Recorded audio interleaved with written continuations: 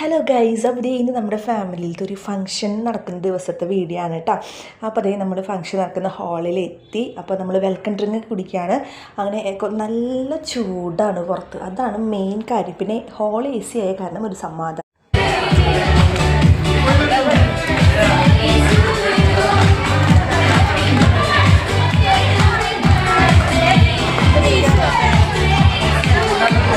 അങ്ങനെ ഫംഗ്ഷനൊക്കെ സ്റ്റാർട്ട് ചെയ്തു. അവർ കേക്കൊക്കെ മുറിച്ച് നമ്മൾ അങ്ങോട്ടും ഇങ്ങോട്ടൊക്കെ കേക്ക് വെച്ച് കൊടുത്തു.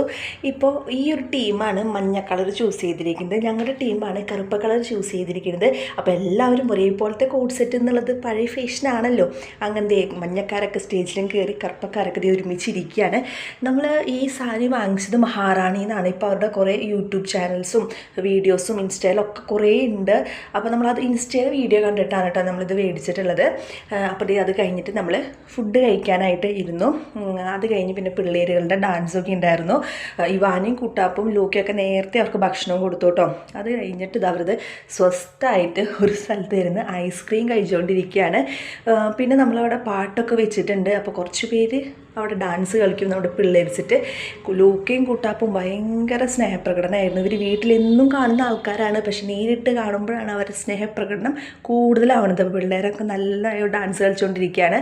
അപ്പോൾ കുറച്ച് പേര് അപ്പുറത്തിരുന്ന് ഫുഡ് കഴിച്ചുകൊണ്ടിരിക്കുകയാണ്. അപ്പോൾ അതെല്ലാം കഴിഞ്ഞിട്ട് വേണം ഇനി നമുക്ക് നമ്മുടെ അങ്കത്തട്ടിലേക്ക് ഇറങ്ങാൻ വേണ്ടിയിട്ട്. ഒട്ടുമിക്ക ആൾക്കാരുടെ ഭക്ഷണമൊക്കെ കഴിച്ചു കഴിഞ്ഞപ്പോൾ നമ്മൾ ആ കസേരകളൊക്കെ ഒന്ന് പതുക്കെ ഒന്ന് ഒതുക്കി തുടങ്ങി. എന്നിട്ട് വേണം നമുക്ക് ഇനി ആർമാദിക്കാൻ തുടങ്ങി. നമ്മുടെ എല്ലാ ഫംഗ്ഷൻ്റെയും മെയിൻ അട്രാക്ഷൻ, അല്ലെങ്കിൽ ഞങ്ങൾ ഇതിന് വേണ്ടി വെയിറ്റ് ചെയ്ത് നിൽക്കുന്ന ഒരു കാര്യമാണ് ഡാൻസ് കളി. ഡാൻസ് കളിച്ചിട്ട് അങ്ങോട്ട് ആർമാദിക്കുക.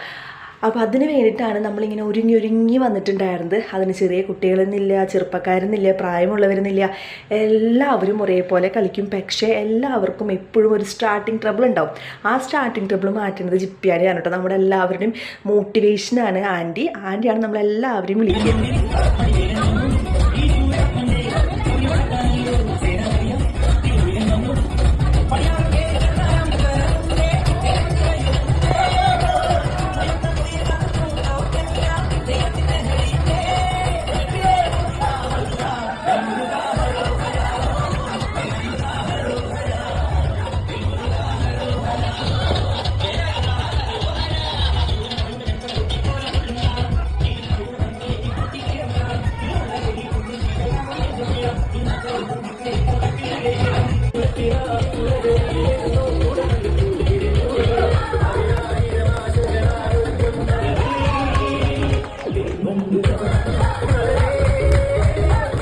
ഡാൻസ് അറിയാത്തവരെയും കൂടി ഞങ്ങൾ ഡാൻസ് കളിപ്പിക്കട്ടെ. അങ്ങനെ ഞങ്ങൾ എല്ലാവരും കൂടി ചേർന്ന് ആ ഹാളിനെ ഇളക്കി അങ്ങോട്ട് മറിച്ചു.